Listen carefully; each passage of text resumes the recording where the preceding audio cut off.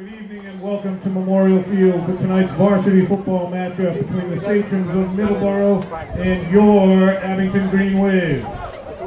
Fans, please join me in welcoming the Sachems to Memorial Field. They are led by head coach Patrick Kingman, assistant coaches Caleb Sabula, Chris Langiel, John Davison, Ray Wilcox, Dev Fry, Mark Lennon, Eddie Hart, and Brendan Chipman. The athletic trainer is Mary Sylvia. The athletic director is Ryan Sylvia, and the high school principal is Paul Brannigan.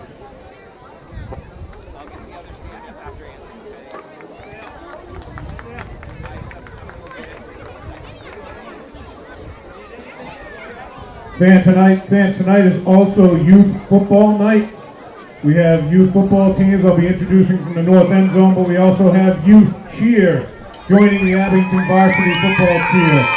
Give the youth cheer a round of applause.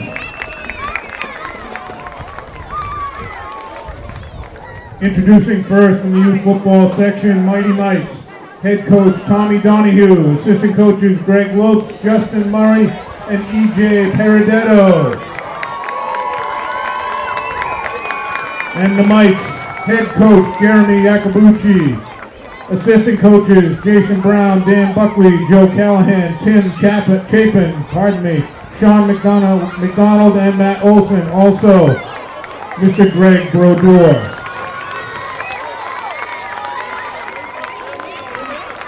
The Pee-wees, head coach Sean Whitman, assistant coaches Bob Brienzi, Drew Maley, Sean Minks, Pat Rushton, Rob Welsh, and Jimmy Ianizzi.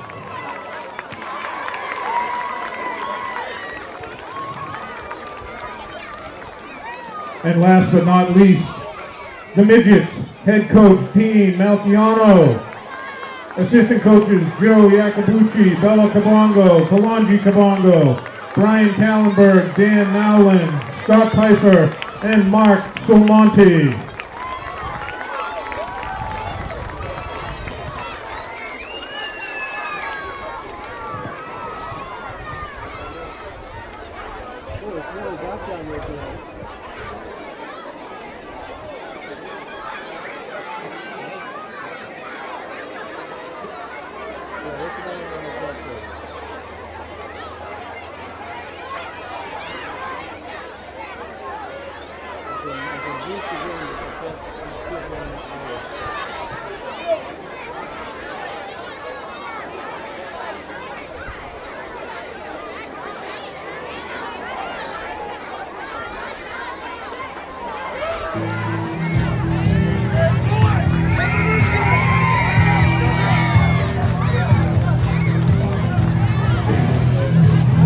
Fans, I ask that you direct your attention to the center aisle of Memorial Field grandstand and join me as we welcome captains number 3, Chris Patterson, number 52, Gino McKelly, number 53, Andrew Van Luling, and number 58, Jake Tippenoff, and the rest of our Green Wave football team onto Memorial Field.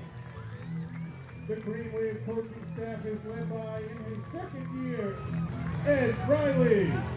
Assistant coaches are Jim Daly, Scott Piper, Dave Lyons, Mike Bruning, Jason Brown, Steve McGuire, Bella Cabongo, Tom Shepard, Kalonji Cabongo, and Joe D'Antonio Jr. The athletic director is Peter Serino. The superintendent of schools is Dr. Felicia Moschella. The high school principal is Jonathan Bourne. The cheerleading coach is Kristen Couture. The athletic trainer is Alicia Reed. Broadcasting tonight's game on local cable access are the Abington alumni dynamic duo, newly crowned Abington's finest Sean Riley, class of 1982, and Kevin Whalen, class of 1979. The chain gang for tonight's game is Bob Van Luling, Luca Sarasini, Greg Erickson, and Mike Patterson. The PA spotter for tonight's game is Sam Bullock, and the referee for tonight's game is Mike Goldman. Local cable access are the Abington alumni dynamic duo, newly crowned Abington's finest Sean Riley, class of 1982, and Kevin Whalen, class of 1979. The chain gang for tonight's game is Bob Van Luling, Luca Sarasini, Greg Erickson, and Mike Patterson. The PA starter for tonight's game is Sam Bullock. Ladies and gentlemen, and welcome to Abington Greenway Football, where tonight the Abington Greenway plays host to the Sachems of Middleborough High School. My name is Sean Riley. With me tonight is Kevin Whalen. Kevin, another absolutely stunning night for high school football and a somber night to start. We have our captains going out to midfield, along with Andrew and Aiden Brodeur, our honorary game captains tonight. Their dad, who's a youth football coach, recently passed away after a battle with lung cancer at the age of 47 years old. And his sons are out there right now to honor him and to work with our team to hopefully bring us to victory. We will have a moment of silence before the national anthem. Referee Goldman out there talking to the captains from both teams. Kevin, Abington comes in 3-1, Middleborough 2-2. Should be a good test. I'm looking forward to a good game here tonight. I'm just looking forward to a great game tonight. Hopefully the Green Wave, can get on track with both offense and defense. And of course, last week they just had a great special teams night as well. So looking forward to having a complete game in all three phases of the game. So the Green Wave, I think Middleborough, always has had a great tradition of football over the years. A lot of big, kids coming out of Middleborough over the years. So just looking for a great battle tonight. We'll have a couple of other announcements right before the playing of the national anthem. Kevin and I are going to step aside and listen to our public address announcer, Chris Nagel. He's going to make a couple quick announcements to the field. In honor of the life, legacy, and in recognition of the passing of Senator Edward J. Kennedy, Jr. of Louisville.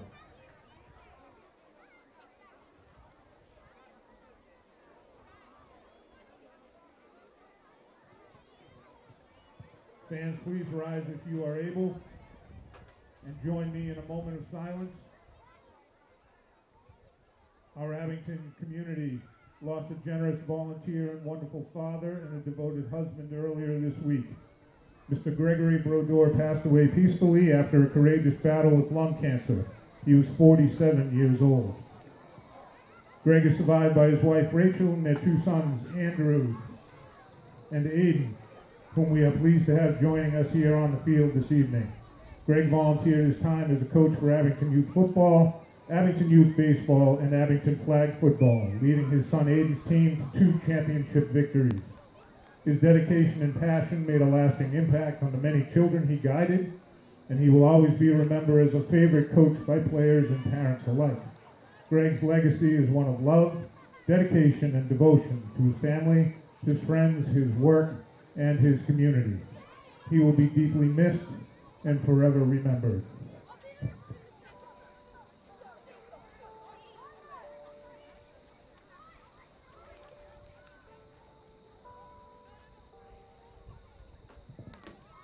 Thank you. Please continue to stand and join the Abington Marching Band under the direction of Mr. Tim Leonelli, as we honor all that have served and continue to serve our country, giving their all to keep us free and safe with the playing of our national anthem.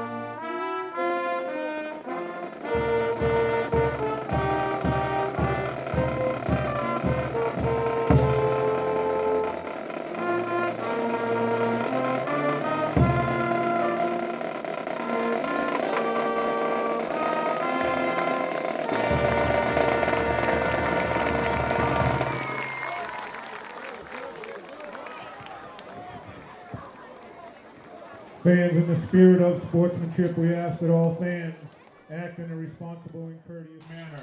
All right, we are back on the air here with Kevin and Sean after the pregame ceremonies. Kevin, a little heavy-hearted, as I said, to the youth football. It happens to be youth football cheer and youth football night tonight, and they lost a devoted coach. There are more cheerleaders down on the track than I can count right now, with all the youth cheerleaders joining our varsity cheerleaders. And you saw they introduced all the different levels of our youth football program, which is the feeder system, the farm system for our varsity program. So we really welcome all of those players, the cheerleaders, and their parents tonight. Condolences to the Borgio family. Yeah, Greg he spent 4 years as a football coach for Abington Youth Football, and for both of his sons, Aiden and Drew, and his wife Rachel currently sits on the youth football board. He's also a coach for youth baseball and youth flag football. He had a 5-year battle with cancer, which he battled with dignity and grace while still showing up for his family and the boys that he coached, and just left a strong, lasting impression and will forever be remembered by Green Wave Nation. Let's see if we can kind of celebrate and recognize his life with a Green Wave victory tonight. And Abington will be kicking off to start tonight's game against the Sachems, who come to a game 2-2. They had a tough game against a larger school, Bridgewater Raynham, last week, I should say. I saw that. That was a pretty tough game. High kick. Comes down right at the 24-yard line. And he's going to get it up to about the 35 and then some. Push the ball a little bit. The scrum is going. Low man wins out there, Sean. That's right. Yeah. Middleborough has some beef up in their line. Yeah, they got some big kids. Yeah. I mean, obviously, they were Division 4 school, so a little bit bigger than Abington, playing down in Division 6. Yeah, they've moved down to our division. And in the league play, but then they play in the playoffs. They play up to Division 4. So Middleborough will be at their own 41. Great field position for them. I mean, 17-yard return. Really, it was only about a 10-yard return, and they got another 7 there on pushing the pile. Now, the man to watch for them is number 13, their running back, Wyatt Goyette. He's a very quick, hard-hitting running back. Their quarterback is Colton Ward. He's a senior. They line up with a running back on each side of Ward, who hands off, coming over to the left side. Oh, sorry, the right side of the line, but he's taken down immediately by Tikhonov. Picking up number 58 for the Green Wave. Chris Butler on the carry for the Sachems, brought down by the Green Wave, number 58.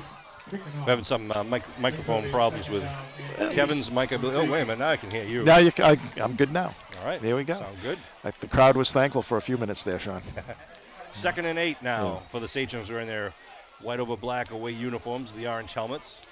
2 men in the backfield with Ward. Very appropriate for October, Sean. It is.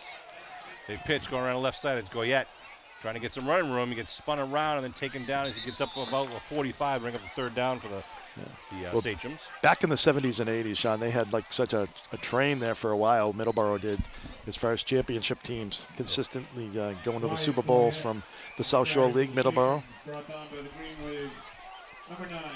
So 3rd and 5, right before midfield, 46-yard line.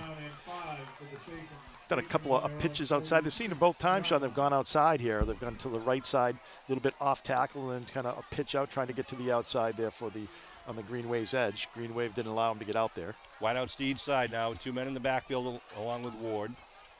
Ward, the snap. He's going to keep it up the middle. Is nothing doing. Look at the Green Wave of defensive players. He got back to the line of scrimmage, just barely there. So it brings up a 4th and 5, and looks like they're going to punt. No doubt about it. So only a gain of 5 yards on that drive. Nice job by the Green Wave getting off the field in 3 plays there. So Patterson gets some good pursuit, got into the backfield, and then threw down his blocking back. Yep, Salamini and Patterson back deep for the Green Wave. Nice kind of end over end kick. Takes a bounce.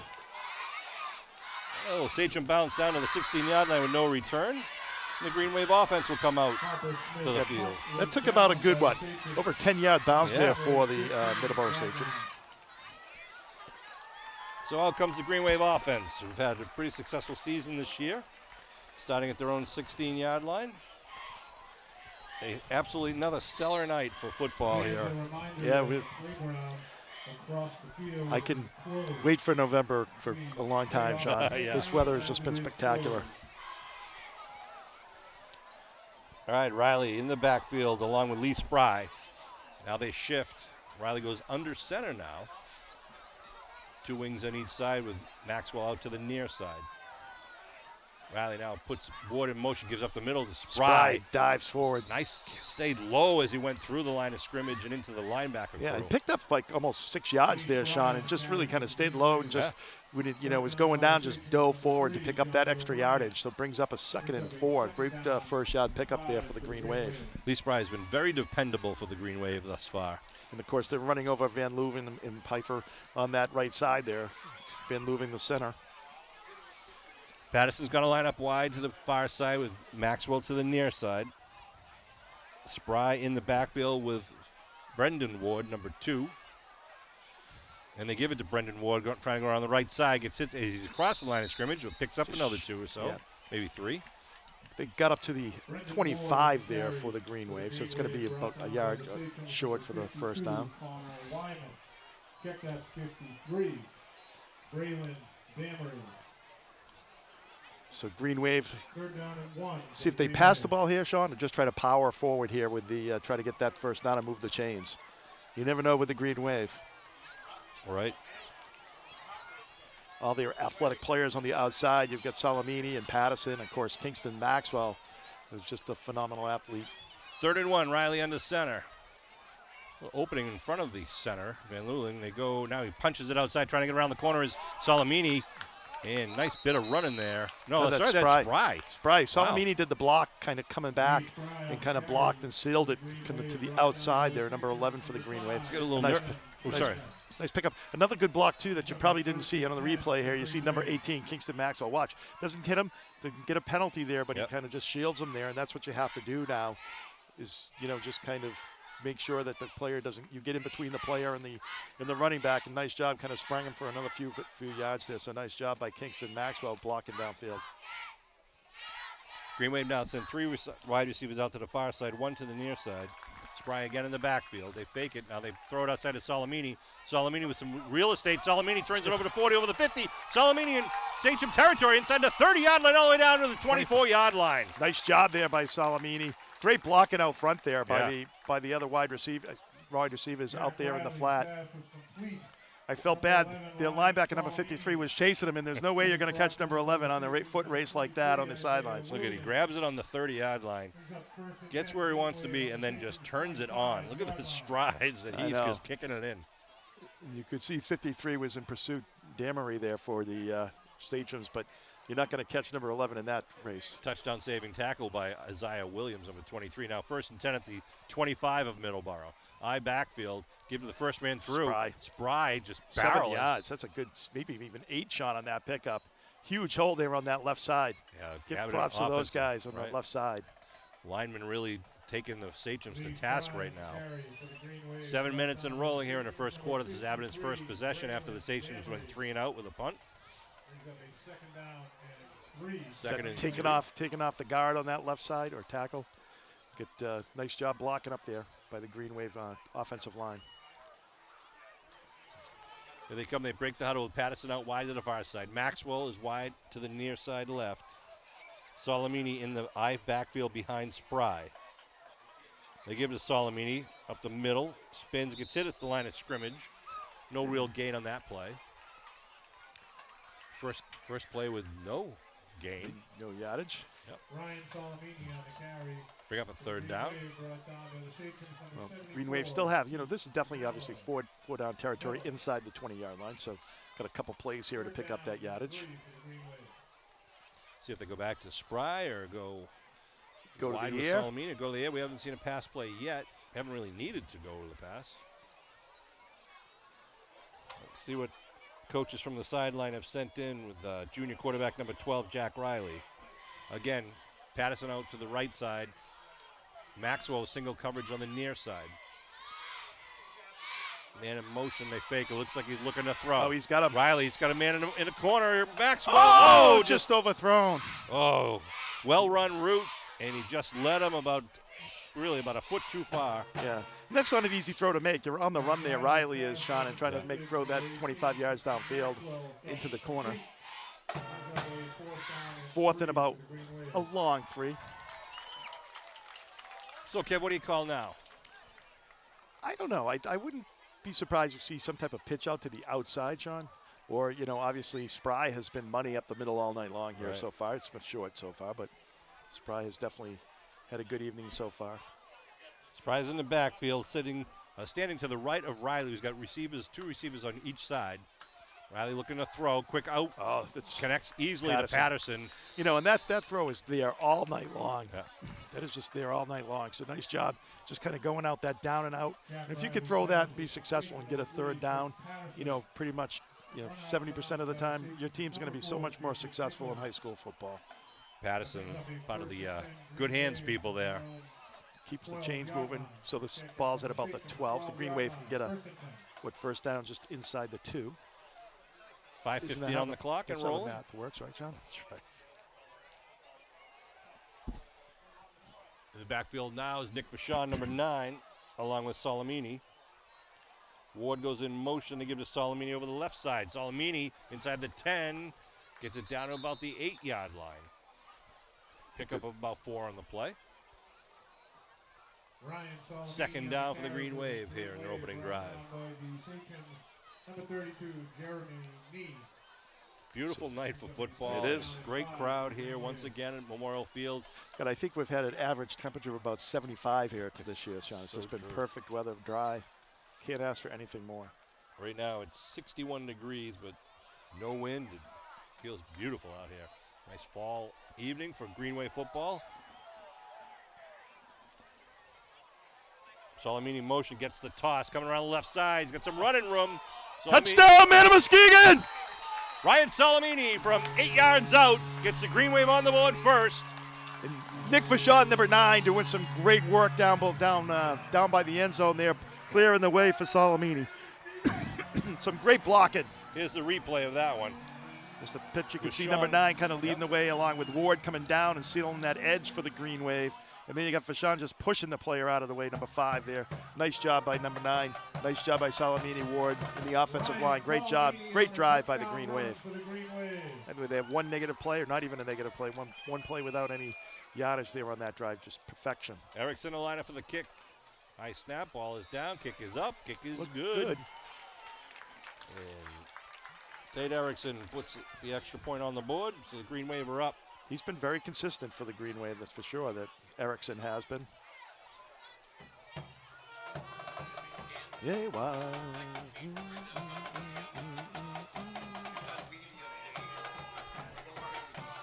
And that's one of the things you want to see, Sean, is like just a really balanced, well-sustained drive, kind of taking it over, down at your own 24, 26? It started at the 16-yard line. 16-yard line, so all the way down to the 16-yard line. And you start that, a nice 84-yard drive, mixing in the run, mixing in the pass, just great execution on both facets of the ball. Just one pass attempt, and it was, literally another foot away from being a touchdown. Nice line drive squib kick, going to be picked up right at the 20-yard line. Sachems go right low, up the middle. Go low. And they hold them up at about the 32-33. The ball's dead there. Progress was stopped. They're going to give him the 30, looks like the 34-yard line. So the Sachems will come back out with 4:07 on the clock. Their second attempt, they were 3 and out. They gained about, 5 yards, I think, on their first drive. They started at their own 34-yard line. And we'll see what Colton Ward and company. Colton, the senior quarterback.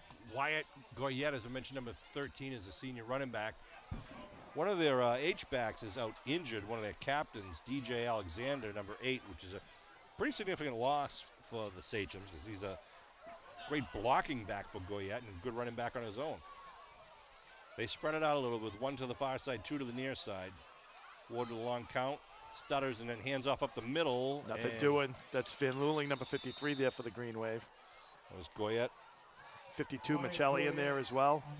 He's been playing very well. Is it Michelli? I think Michelli with the tackle. It is Michelli, 52.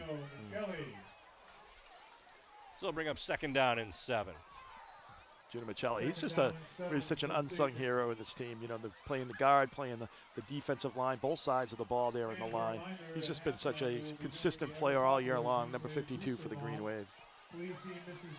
Green Wave up defensive line, switching it up as they check out the Sachems lineup. Again to Goyette, kind of crosses over to the left side, gets tackled as he crosses the 40. Picks up about 3, I would say. Yeah, brings up another third down and about 4 on 3. Yeah, I'd say solid 4 yards here to pick up there for the Middleborough Sachems. It's be interesting to see if they try to go to the air, Sean, if they keep on trying to run it and just say, hey, we're going to go for it on 4th down here. You're already down a touchdown. You know, we're already just under 3 minutes to go here in the first quarter. So you're not going to get a lot of touches if both teams are able to, keeping the ball on the ground. Yeah. Big T and Matt Pfeiffer checked in on the defensive line for this play. Green Wave expecting the run. They stack it up over on the left side. Shotgun for Ward. They come over the right side. There's a loss on the play. Yeah, nice job there. Everyone coming in there. You had Patterson coming in, Big crashing T. down from their outside spots. Gino's in there. Blitzing. So it's going to create a 4th and about 5. 2-yard loss. Impressive start to the game for the Green Wave defense. Yep, absolutely. Watch this push here by the Green Wave. Yeah, who else is there? Michelli gets good penetration there across and from the hole there. Able to take on the blocker and just stuffs the running back where he had nowhere to go. Another 4th and 5 situation. So Good kick. Going to bounce Solomini's way, but too dangerously to pick it up, and they'll get another Sachem bounce down to the 19-yard line. Well, they've kind of got it where the ball's rolling. They get the Sachems roll, and the Green Wave really can't do anything with it, and they get pretty good coverage down there. So nice job on special teams there by Middleborough, putting the Green Wave back inside their own 20. 2:04 in the first quarter clock. The Green Wave will get the ball for the second time tonight. 81 yards away from pay dirt. And Abington really controlling the line of scrimmage and the running game on both sides of the ball here. They're really just stifling the Middleborough running attack, and they are really just getting chunks of yardage on the ground from the offensive side of things. Let's see what the Green Wave comes out with here. I wouldn't be surprised you get Lee Spry back there if you see him just start off this drive. Spry's there with Solomini to the left and right of Riley, respectively. Shotgun they give to Spry. Spry up the middle, big hole. Spry still his feet, jumps over, man. Spry says the 40. Oh, could he? Spry really? in midfield. Spry down the sideline with about 5 Sachems chasing him. Stiff arm, he's out of bounds out about the 13-yard line. Wow, from the 19 all the way down to the, looks like the 12-yard line. I'll tell you what quickness there, and just so light Watch on his this. feet there. You can see him just hurdles over somebody so he doesn't trip. Boom, right there, just hurdles over the guy a little bit there so he doesn't get tripped up. Nice job. Ooh, penalty. And I think we just saw the penalty. A penalty back at the 34-yard line. So that play goes all for naught. Oh. This is going to be a holding call against Abington.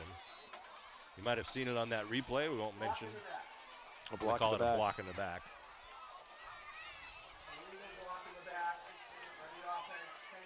Oh, Lee Spry. We saw him with a big interception return last week where he just put the Jets on going down that far sideline, and this time it was the near sideline. So Green Wave has a 1st and 5 here now. Sets up a 1st and 5 as it brings it to the 24-yard line because it's a spot foul. Riley Pease checks in along with Pfeiffer, Dan Pfeiffer, number 22.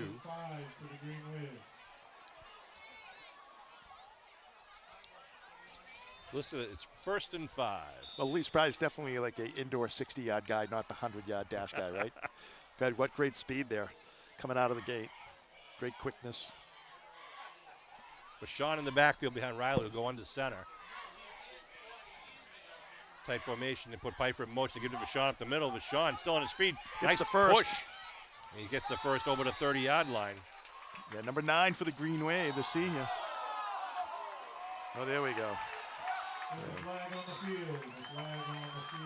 I actually had my head down, but I saw the results I of saw, that. I was looking at Vashon, the senior.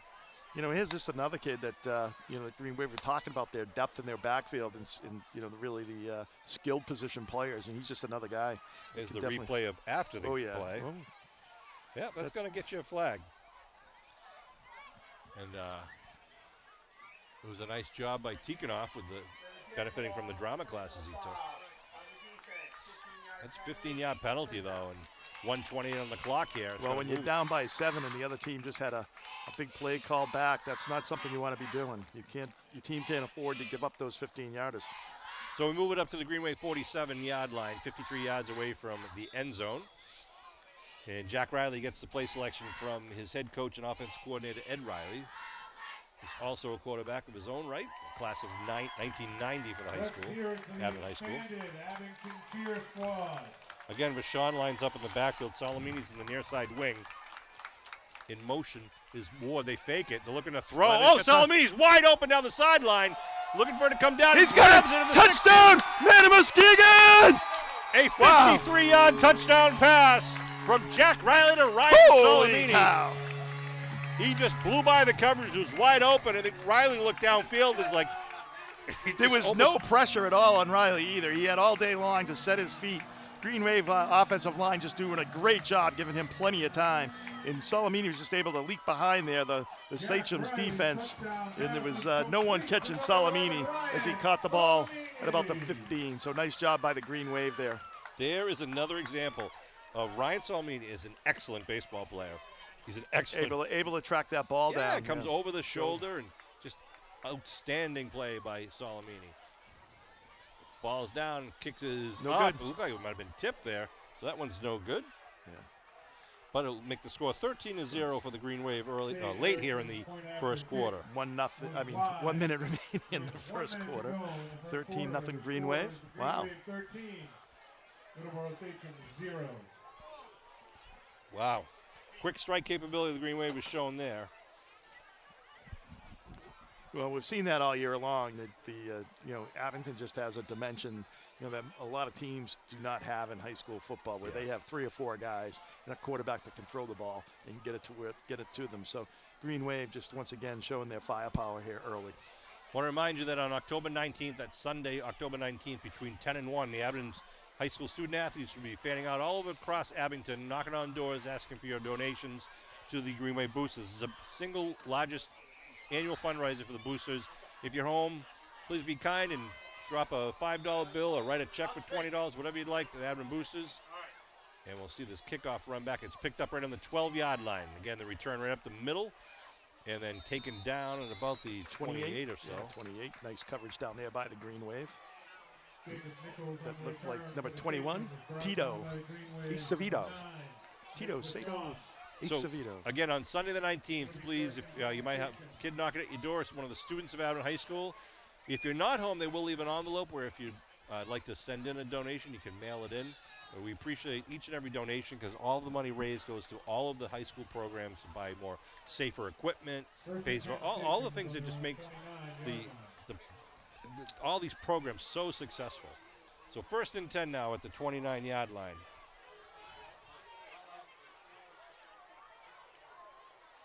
Handoff up the middle. Nothing doing there. Jeez, right in the middle. And if you have a passing game, it might be a good time, Sean, for him to break that out of the playbook. Yeah. I mean, it's right now, it's like he's just running up the middle, and the Green Wave is definitely onto that part of the ball game. Wyatt Goyette on the carry for the Sachems was brought down by the Green Wave for 58. Jake Tickenoff made the tackle on that, the senior captain. Second down and a long 9 for Sachems, who have 10 yards of total offense, and this is their 3rd possession of the game. They trail 13-0 against the mighty Green Wave. Ward. Flags down at the line of scrimmage. I don't know. We have some movement. It looks like it's in the false start, yeah. And say when it's in the backfield like that, it's certainly not a encroachment penalty. So instead of 2nd and 9, it's not going to be 2nd and 14. Well, here's the replay. Hard to see on that one.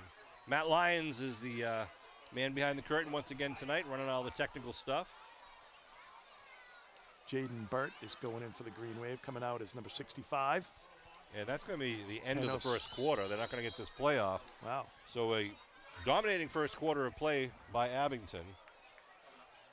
And Middleborough have the ball going the other way when we start the second quarter. I want to remind you also that the junior class auction, they have it every year, will be Thursday, December 4th from 6 to 9 p.m. They have a live auction, a silent auction, raffles. It's huge. It's a great place, a great time to buy some Christmas gifts on Thursday, December 4th, 6 to 9 p.m. at Abington High School. You just go right in the front door. They have just always a ton of stuff that you can bid on or win. So it's a fundraiser for the juniors. It's always a nice evening. They help raise a lot of money to defray the cost of their junior prom. Hey, Kevin, if you're around tomorrow, Honeydew Donuts in Abington, it's only tomorrow, October 4th. 10% of all sales tomorrow are going to be donated by Honeydew to the Green Wave. Wow. Green Wave boosters. So, I know you're a big donut and muffin guy. I'm a big donut guy. My granddaughter is actually a big donut girl. She loves her donuts. There you go. You can satisfy your granddaughter and help the boosters out all at the same time. Exactly. Who would have thought? Not a combination I would have put together, Sean. So 2nd and 14 here for the Sachems. Yeah, ball is marked at the 25-yard line. 74 for the Green Wave. Nolan McDonald's out there as well. 61 Burt. Shotgun for Ward with 2 men in the backfield with him. They shift in, 1 man in motion. Now they fake the pitch. Ward's going to take it, looking down, and almost incomplete. Picked. Yeah. Not sure who the intended receiver was on that one. It's going to bring up 3rd and long. Nice effort there by the Green Wave. That was taken off. Number 58. He's a monster, too. He is a monster. He's all over the field there. You know what's impressive about the thing is he did nice there, too. He kind of got underneath, which is where you want to be. You got help over the top, so you want to kind of take away that underneath pass there, and you can see, you got Brady Augusta out there and the thing jumping, just trying to tip that ball down. And nice job by taking off. And number 4 was the intended receiver there for Middleborough. So let's see what if they try to go to the air once again with the 3rd and 14. Looks like they're spreading it out with wide receivers on each side. Goyette, though, in the backfield with Ward. Goyette, number 13, a very talented running back, but he hasn't got any space thus far this game. Looking to throw, a little quick strike, connects to number 4 at the the original line of scrimmage, really. Picks up for about 5. One of the things, Sean, too, we talk about it all the time. A quarterback, you saw that. He was able to throw that ball, nice tight spiral, nicely and accurate. Good throw there by the quarterback. But the thing is, when he's running, it's so much more difficult to be accurate. And I think you could see that on that previous play. He's kind of running onto the right side out into the flat there. And as he tries to throw, he's being pursued, and 2, he's on the run. It's just very difficult to make that throw. So the 3rd punt here of the evening for Middleborough. Salamini and Patterson are back deep, standing at their own 35-yard line. Punt is away. It's going to bounce in front of Salamini and go out of bounds. Sorry, that's Patterson over there. That's at the 38. No return. I wonder if they worked on kind of having short, line drive punts that kind of roll. The one thing they do get, Sean, is they get great coverage down there. So, the Green Wave player is not going to have a lot of time. Right. Green Wave player is not going to have a lot of time to pick it up, and that's why you see them just letting it go because it's too dangerous. So. Right, with that ball bouncing the way it does, it's ripe for a fumble if you just don't catch it clean. Or if you don't have time to handle it. So. Right. So that's just a good heads-up play there by the Green Wave players, just letting it go. And you know what? We'll take it wherever we take it, and we'll take care of business at that point. So we'll take it at the 38 right now to start this drive. 13-0. This is the first drive now of the second quarter for Abington. Liam Ward out wide to the near side of the field. Looks like Maxwell out to the far side. Shotgun for Riley, put a man in motion. They give to the motion man. That's Salamini. He's got some blockers in front. Nice tackle there at the 38-yard line by, who's that, number 3, I believe? Number 3, yep. Yeah, Johnny O'Brien. And Salamini dives forward to the 40, pickup of 2. Obi makes the tackle. And if Obi didn't make the tackle, there would have been Salamini might have been down the sideline again. So 2nd and 8 now for the Green Wave. At halftime, we're going to have a cheerleading extravaganza. That's right. I don't know how else. There's about 25 varsity cheerleaders, and there must be about 40 youth cheerleaders down there. So stay tuned for that. Abington sets up with a slot formation on each side. Riley is a low snap rolling to his left. Now steps up with a flag thrown in the backfield. Riley's on the run. Riley's he's taken down from behind, looking for a hog. Horse neck. Yeah. What do they call, horse collar? Yeah, horse collar. You were saying hog Yeah. tie. And I Yeah. am like, that's not right. Flag on the field. So, Looks like in the holding area. yeah, back behind the line of scrimmage. Looks like it's. They did not call a penalty on the tackle. It might have been a proper tackle. Just looked like he was pulling him back.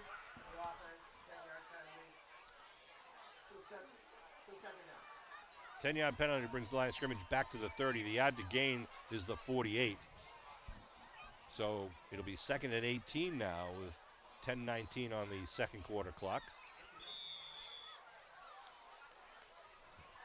Jack Riley, the junior. You can see a lot of the players wearing some shades of pink, and down in the end zone, student body wearing pink. That's all for breast cancer awareness. It's breast cancer awareness month. We appreciate those guys helping out with the awareness. Again, they spread it out. Riley's going to fake the pitch. He's got pressure, though. It's going to be a screen set up to Maxwell on the far side of the field. Maxwell in open field. He gets tripped up as he crosses over the 40. Picks up about, I'd say, 7 or 8 there. Maybe even 9. Picks up 9. So he gets up to the 42. Jack Riley's pass is complete. Number 18, Kingston Maxwell. Brought down by the Sachems. Number 32, Jeremy Nee.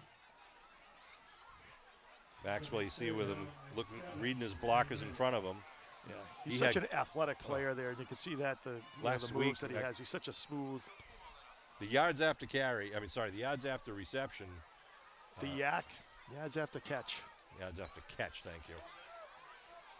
I'm at a loss here. 3rd and 6. Riley rolls to his right this time. Looking downfield. Gets his feet set, turns it down. Incomplete. There was a little collision downfield between the defensive back and the receiver, but ball's incomplete. It'll bring up 4th down for Abington. I think Abington's going for it, Sean. They got Riley's out there. Number 3, Chris Patterson, fell incomplete. Ball marked at the 42. Up a 4th down and 7 for the Green Wave on their own 42-yard line. 4th and 6 for the Green Wave. 9:01 to go here in the second quarter. Chris Nagel saying it's 4th and 7. There is no way. If you count the hash marks, we're 4 yards from the original line of scrimmage. There's 6 more to go.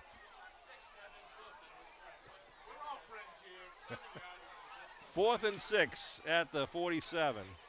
9:01 on the clock here in the second quarter. Green Wave set up 3 receivers on the near side. Maxwell alone on the far side. Riley to throw. Looks down to Maxwell. He's got it. Once again, that down and out, Sean. He's got 3 guys on him over there. Middleborough does, and he's able to still just kind of make that cut and get freed up. And when you have a great throw just to the outside where no one else can catch it, it's just a money throw, money catch there out there to move the chains for another 1st down for the Green Wave. The D-backs have to respect him and stay back, but they were pretty tight there. Riley put it right in the bread box. And he put it like almost out of bounds, where the only person that could catch it was number 18, Maxwell. So nice job there by the Green Wave offense, moving the chains on 4th down. 1st and 10 at the 48-yard line of the Sachems now with a 13-0 lead. Riley in the shotgun with Solomini standing to his right. No, that's Spry standing to his right. Looking to throw. Riley going downfield deep. He's looking for Patterson. What a grab at the 10-yard line.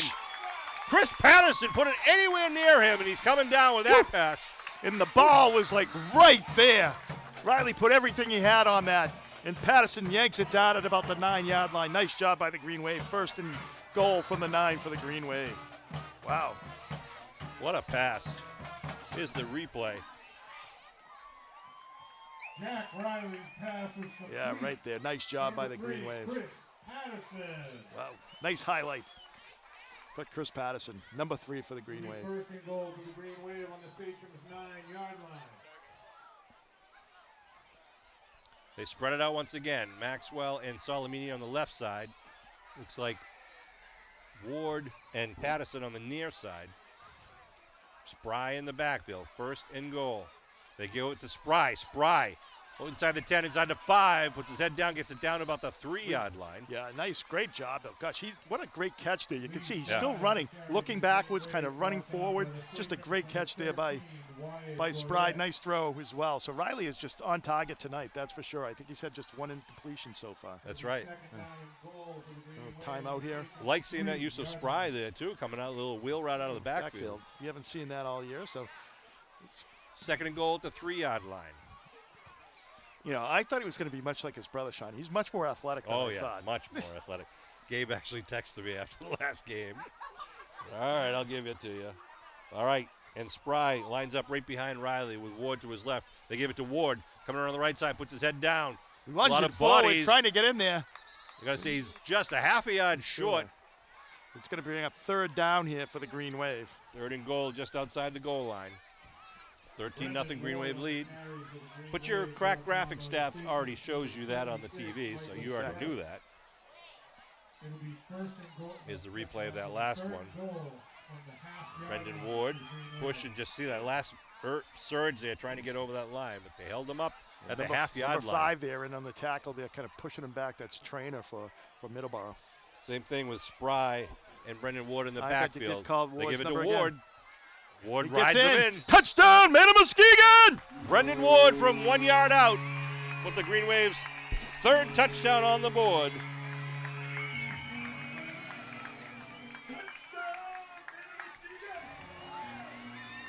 Here's the play right here, the surge from the offensive line. Yeah, just a great effort there. Nice second effort there to get in.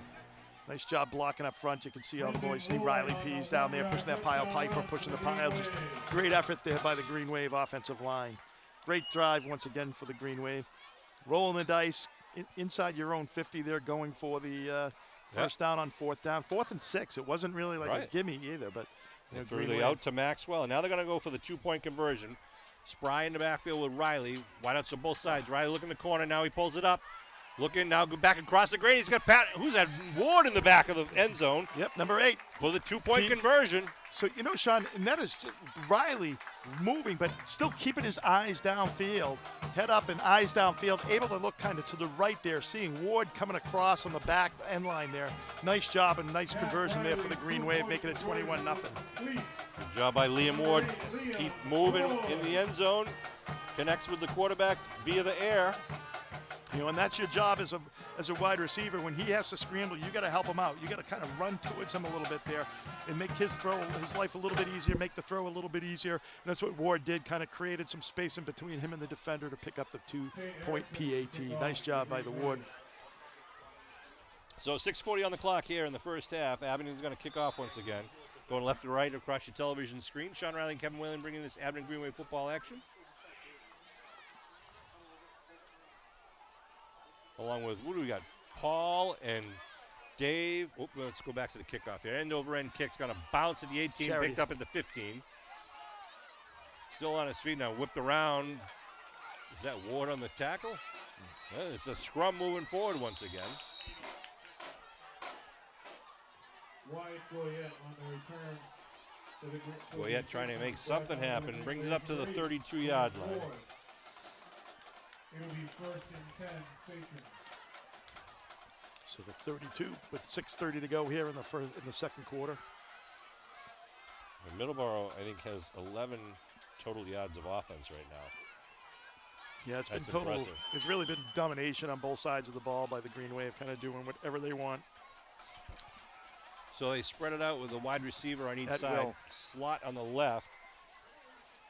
Goyette in the backfield with his senior classmate Colton Ward. Ward calls his cadence, long count for Sachems. They give to Goyette, right side, tackled right away though, is that? Yeah, that's number 2 for the Green Wave. That's Brendan Ward. Liam, number 8, got the PAT. Nick Vachon right behind him, number 9. Vachon as well. Ward. Second down and 10 at the 32-yard line. I don't know what Middleborough does at this point, Sean. They did a little bit of passing. I mean, last time I think they've thrown, 2 balls so far. So I think they need to really try to open it up, trying to see if they can get their quarterback in a rhythm to kind of come back here and make something happen before the half. Now a tight formation with one wide out to the far side. Shotgun still for Ward, Colton Ward. He pitches it over to Goyette, trying to get around the side. Gets a couple of yards before he's taken out. Great pursuit by the Green Wave. They're really stringing things out. Nice job. I mean, and they also had, somebody there was able to hold the edge, on the outside there to kind of force them back into where you had pursuit there. So good job by the Green Wave. They pick up about 4, make it about 3rd and 6 here for the Sachems. 5:20 and rolling here in the second quarter. Sorry, I'm getting ahead of myself. So clock ticking as we break the huddle. They got to get something to at least a 4th and short opportunity, but everything has been 3rd and 6, 3rd and 7. Yeah, 4th and 5. Shotgun again for Ward. Looking to throw. Looking down the middle now, puts it down the sideline. It's going to be picked up by Maxwell. That's a pick six. Maxwell at the 41-yard line. He's taking it to the house. Touchdown. Oh! He got tripped up right at the 1-yard line. Oh, I was into the touchdown man of Muskegon. What a great effort there by number 13, though, for the Sachems, though, to come down there. Guyette there. What a great job. So they're going to mark it at the 2. What a great pick. It's Sean, you had the pick 6 last week, but I thought you almost would have, if you called it tonight, I thought this was it here. But Goyette doing a nice job of coming down. You got, look at that, Brady Augusta running down the 5-foot field there as well, looking to block. Maxwell just got tripped up by the shoelaces there. A touchdown saving tackle. The hard thing there too is like you know when you get the big turnover, you don't want to create a penalty by getting someone in the side or in the back and being able to call a push in the back. So now we're at the 2-yard line. 1st and goal once again. Maxwell to the far side of the field. 2 running backs in the backfield. Looking to throw, throwing it up in the air, jump off of Maxwell. One hands it. Almost had it. Almost took it down. Oof. I know. A lot of hand fighting down there. He deserved it. You knew they were going to kind of give him a little extra try there. Yep. So they'll bring up 2nd down. It'll be 2nd down and goal for the Green Wave. You can see the replay here. Maxwell going out. He pulled his shirt down. Yeah. He held his shirt. He could only go for the one-handed catch because his other arm was being pulled down. Wow, no flag on that one. It's going to be frustrating for Maxwell. Well, I think that it's frustrating for Stephanie and Dana, too. I know. I thought, 2nd and goal at the 2-yard line. Green Wave break the huddle with Solomini and Spry in the backfield. Standing on each side of Jack Riley. Patterson out wide to the near side. Maxwell to the far side. Now they put a man in motion as Ward. Cross-buck here. Oh, a good penetration there for the first time tonight. Yeah. Against Spry. I think that's number 53. 53 was that? Nope, Damery rather. Damery. So pushes it back to the 5. Number 53. And Green Wave does get the kickoff in the second half as well, Sean, to start off the second half. Nick Vachon checks in, number 9. Spry is out. So, see if the Green Wave stay on the ground or go to the air here with a 3rd and goal situation. 5 yards out. Van Luling up over the ball with his teammates coming to his left and right. Brendan Ward and Maxwell over to the left side. Solomini and Patterson over to the right side. Riley to throw. He's looking left. Now he's looking right. Now he's looking down the middle. Puts it across the middle. And it's, wow, what a diving, sliding grab in the end zone. Touchdown, man of Muskegon! A 5-yard lightning bolt from Riley to Patterson. I was waiting for the officials did not signal that until a good 5-6 seconds after the catch. I think they were all waiting, looking at each other to see if he caught it. Watch this replay. Riley just checking left, checks He's on the ground when he catches this ball. He just puts it where they ain't, as they say. Oh, yeah, nice catch, nice pickup. 3:41 on the clock. Number 3, Chris Patterson. Green Wave again lining up for the kick. There we go. Well, we might have some time before the half, though, Sean, to see the Green Wave try the flea flicker. I doubt you'll see that, Kev. I know, I'm just joking. 28-0 Green Wave lead here. It's been all Green Wave, pretty much every series. Kind of expected a little bit more fight out of Middleborough, if I'm honest with you. But I did too. I thought that this was going to be a closer game. I mean, I think they've had some competitive games. And you wonder, their mindset after getting shellacked last week, and there's no other way to put it, 40-0 and get from Bridgewater Rain here. Yeah. Whether it's tough to bounce back from that too. So obviously it seems like it is for them. I mean, it looks like they have some athletes here. So Green Wave will kick off once again. Kickoff team getting a lot of exercise out there tonight. Just going to be a squib kick rolling down. Going to take a nice bounce. Oh, it's fumbled at the 21-yard line. Now picked up. And going to be hammered down at about the 23. Yeah, that's number 28 there was doing the carrying. That's Butler, Chris Butler for Middleborough. They mark the line of scrimmage will be right at the 24. At the 24, Kev? 24.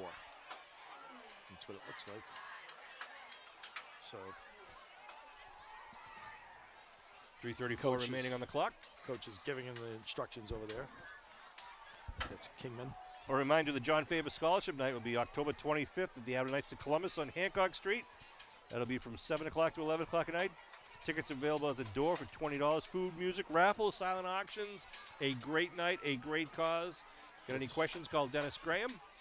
Something great that Dennis Graham has done for many years now to provide a scholarship fund for his friend that had passed.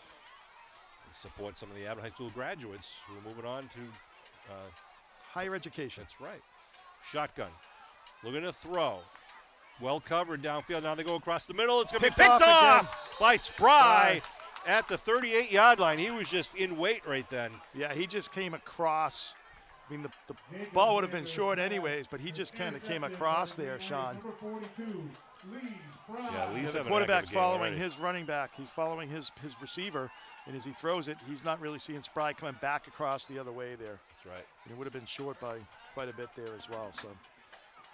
So the ball at the 47, and Abington's offense back out on the field. Got a number 6 out there for the Greenways, Kyle Duggan. And Jack Riley comes out. Happening again with great field position in Middleborough territory.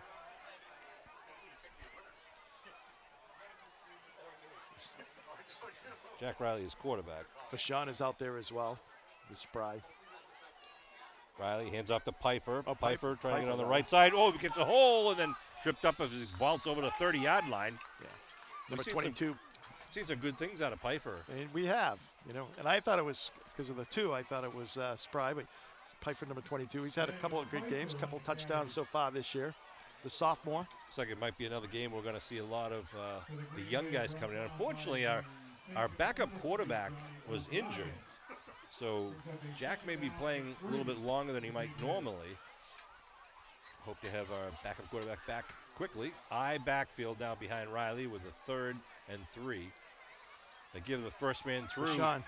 Vashon just bumps it outside. Down the sideline and then run out of bounds. Number 3, what a nice effort there by number 9. Vashon, I'll tell you, when he gets the ball in his hands, he does a great job. And I think we have the fan club right down in front of us here, Sean. Whose kid is that? Whose kid is that? Oh, Mr. Vashon's in front of us. He's the loudest man in the stands. It's like 14-yard. That was a great run, though, by Nick It was. Vashon. You're going to see a lot of him in the coming years. Vashon, Duggan goes out well, wide actually, left. he's a senior. I shouldn't say that. All right, ball at the 14-yard line. Next several games. They go motion to the left. They give, again, Vashon. Vashon, nice defensive tackle there at the Number 15. 3. That kid's a player. Yeah, good defensive O'Brien, play by Johnny O'Brien. 2nd and 11. So it comes down to 2nd and 11 here. 2:25 left here in the half. It's been all Green Wave since the very beginning. Really, Middleborough has not been able to put together any sort of offense, and the Green Wave offense has pretty much had their way with them. I mean, I hate to be one-sided, but we are homers. We're unabashed homers. It's hard. We watch everything in green-tinted glasses. And watching this game, it's hard not to, Yeah.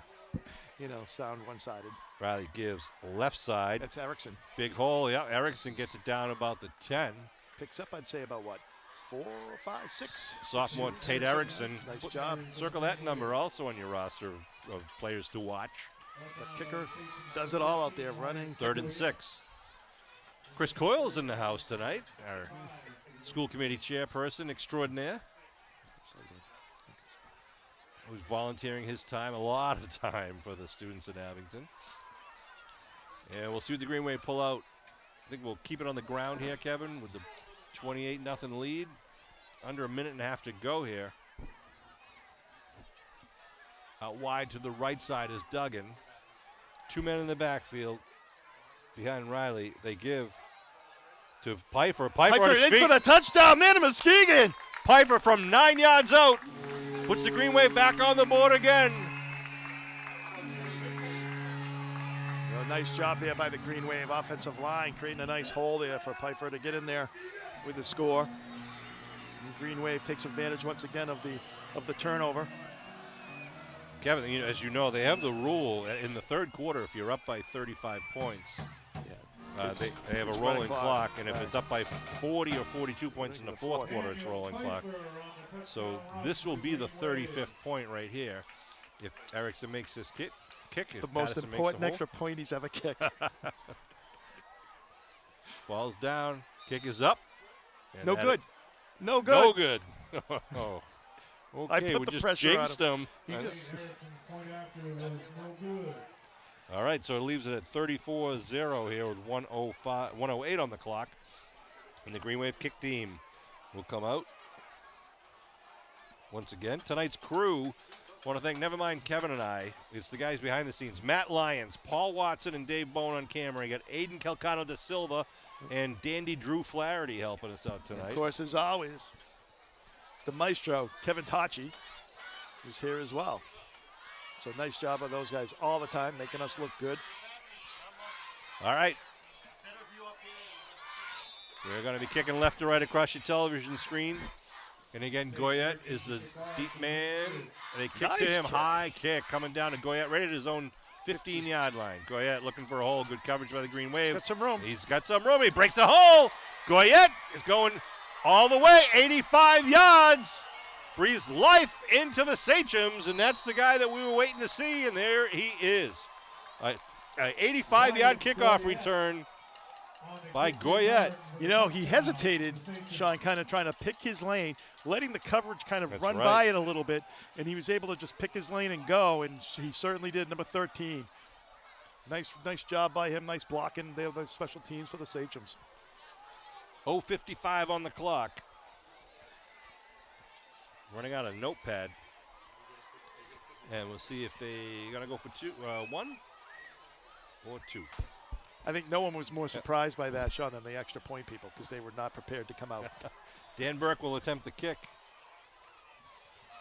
34-6 the score here with 55 seconds. High snap, kick, hold is down. Oh, it's good. Kick is good. So Dan Burke puts it through the uprights. And Green Wave will have 55 seconds, Sean, to get it back up to 35 or so, we'll see. I think they'll just take a knee at this point.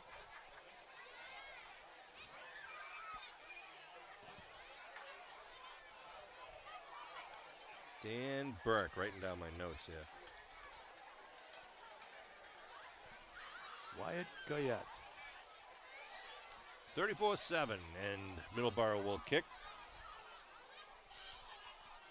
A lot of scoring here in the first half. Yeah, when you're in a Middleborough situation there, Sean, you don't care how you score. You just want to put points up on the board. Obviously, like last week, they were shut out against Bridgewater, as we mentioned, Bridgewater-Rainham. That's going up a couple of divisions for them, so much tougher game for them there. So just to get on the board is a little bit of a relief here. And then 34-7 here so far in the first half. Squib kick rolling down towards Salamini at his 18-yard line. Salamini ducks it. Oh, he gets stood up at the 30 and big number 57. It looked like there for the 57 for Middleborough. Love watching Salamini play. That's Gomes. 48 seconds on the clock here. He just plays with reckless abandon. He's just such a exciting player to watch. Yeah. Every play, and he can do so many different things. He kind of sets the tone for the rest of his teammates. Whistles on the field. Got a timeout being called by Middleborough. Stay tuned for halftime. As I mentioned, you're going to see about 60 to 70. Is he telling his team to watch the flea flick? No. But you're going to see a bunch of cheerleaders out there, the varsity cheerleaders and all the youth cheerleaders out there. Of course, we got the dance team and the band out there as well. So band's going to be playing from up in the stands. Okay, and they're going to be out there. All right. And we also have the booster bomb of the tennis ball throwing contest. And then we'll be back with more second half action after all those festivities. Once again, remind you that the John Favor Scholarship Night is on October 25th. $20 donation at the door at the Abington Knights of Columbus. Food, music raffles, silent auctions. Great time to catch up with people, and all the money goes right back to the scholarship fund. John's number is one of the 2 numbers that have been retired by Abington High School. And John passed away from a tragic car accident when he was in high school.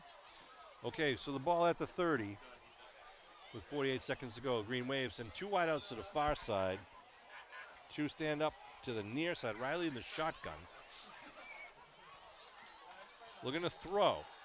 They do a quick out pattern, and it's incomplete. What? It was incomplete. I thought he had the ball. You'd be wrong. He dropped it? Yeah.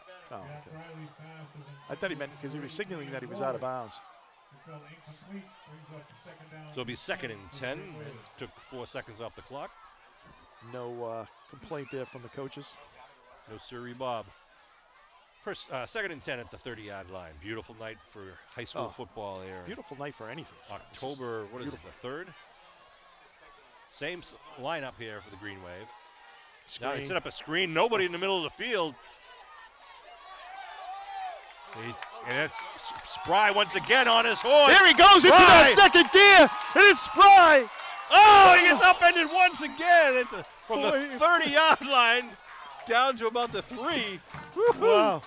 What a play. Well executed by the Green Wave and perfectly timed selection. Wow, just at about that 35-yard line, you can see Spry he starts over on the left side of the field and then cuts back.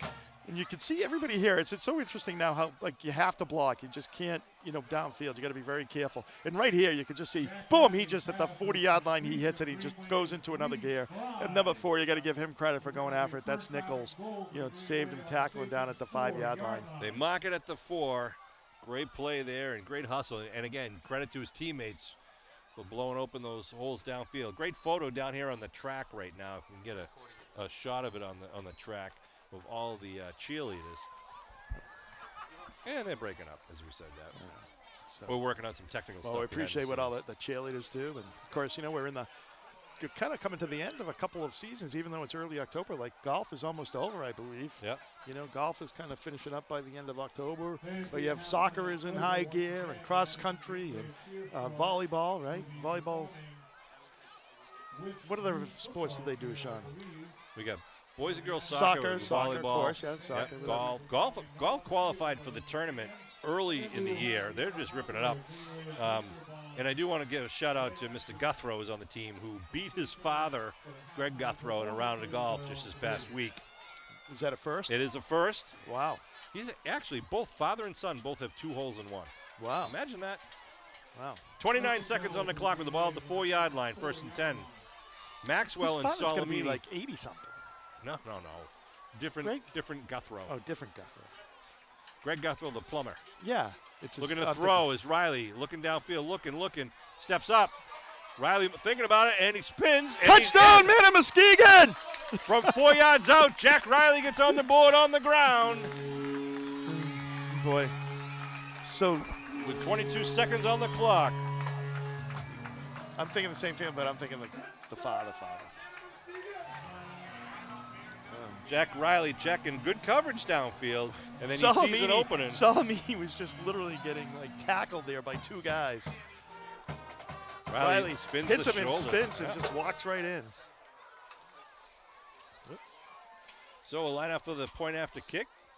We've had touchdowns by Solomini, let's see, Patterson. Ward, Patterson, Pfeiffer, and now Jack Riley on the ground. Kick is up. That's good. All right. It's good. Erickson through the uprights. Here we go. Score now 41-7 with the 22 on the clock. Abington kickoff team must be exhausted, but they're coming back out. So what's the differential there, Kev? 34. 34 right now. Yeah. Wow. That's Well, for all the youth football parents and Was kids, that an Alzheimer-like test? It's like, everybody who came into this game is seeing quite a treat here from wow, Abington. we had a great crowd, too. Very large crowd here tonight. Squib, Green Wave goes to the squib after.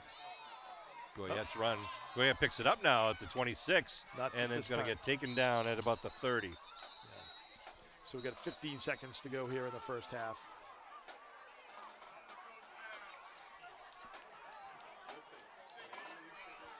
Where are they marking him here? On the 20 something. Lehman gets credit for the tackle. He's only a freshman. So mark it at the 29.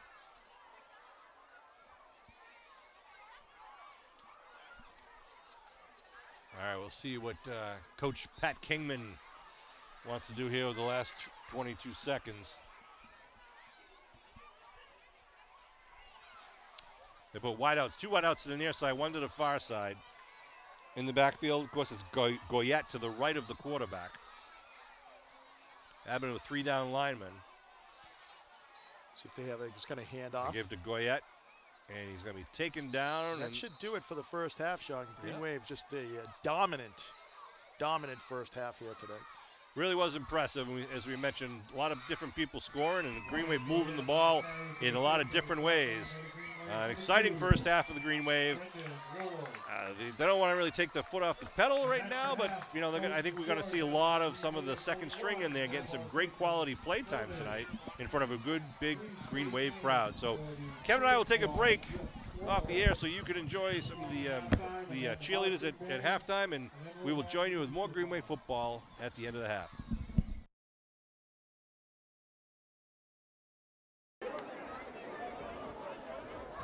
And for those wondering who picked the winning ticket, All right, we're back for third quarter, second half action here with both teams lined up to be kicking. The Green Wave will be receiving the opening kick with a 41-7 lead. So that's a 34-point differential, as we were talking about towards the end of the first half, which can be important regarding clock management. And here's the kickoff. Onside kick, and it's going to be recovered. Onside kick. Nice job by the Green Wave.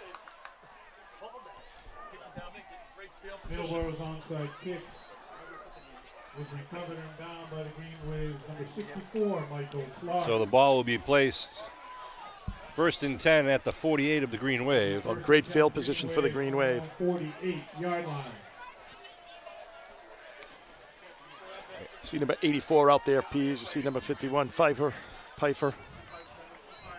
Number 58, of course, Tikhonov. Jack Riley coming out. Those guys have done a great job up front.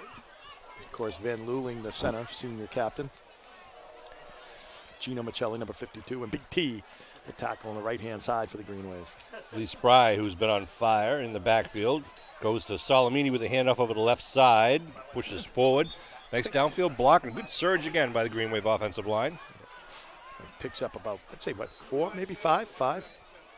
Yeah, that's 5. Yep, 5. 5-yard pickup for the Green Wave. Do that 10 times, Sean. You're in the end zone. That's right. Ryan Salamini on the carry for the Green Wave. Astute analysis of Kevin Whalen coming to you live at home, free of charge. Well, I give them credit trying to do the onside kick, trying to make something happen there right out of the gate here. Yeah, just try to keep the ball out of the Green Wave offense's hands. I don't suspect the Green Wave will be passing too much here. Patterson out wide to the near side. 2 men in the backfield for Riley. Handoff up the middle to Salamini. Salamini gets it up over the 45. We'll bring up a third down for Abington. Third and about 2. Next week's game for the Green Wave is huge. Yeah, that's Huge the big game. Yeah. I mean, now that we're kind of into the second half here, we can kind of talk about it, but I would definitely say that's the We're going to Norwell. going to Norwell. And, the chances of you seeing them twice is pretty high this year, Sean. Yeah, as it was last year. Norwell lost to Situate in a very tough game, and they've been really lights out. Their quarterback has been running over 200 yards a game and throwing the ball extremely well. Give over the right side. Pfeiffer cuts it inside, spins forward, gets the first for the Green Wave. So next week's game will likely decide who's the champion of the South Shore League. but also is very important for the final end of the season rankings in the MIAA playoffs. Pfeiffer did a nice job there. Once he got hit, Sean, he kind of rolled to the side where there was no pressure. They were able to pick up the first down. It's a nice job by the sophomore running back for the Green Wave. I was going to say are you kidding me? Norwell's up 21-0 over East Bridgewater right now. According to has not been confirmed source. Chris Close. Chris, where did you get it from? No, I'm sure it's correct. We don't know what point in the game, but it's probably around halftime. So I'm not sure what the discussion is down at the field right now. I think they want a measurement. 177. Green ticket 257. Yeah, they're going to do a measurement. Please come to the press box and see Mr. Tosh. Norwell 21-0. The winning number is against East Bridgewater.